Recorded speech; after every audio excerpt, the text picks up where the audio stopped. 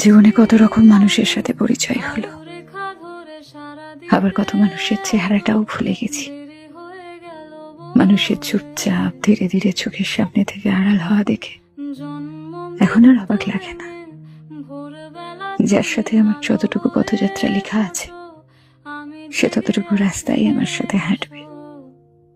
মাঝপথে আলাদা রাস্তায় ঢুকে পড়লে আমি আর আশ্চর্য হই না, কারণ চিরবাস্তব হলো মানুষ তার পছন্দের জায়গায় ছুটে যাবেই।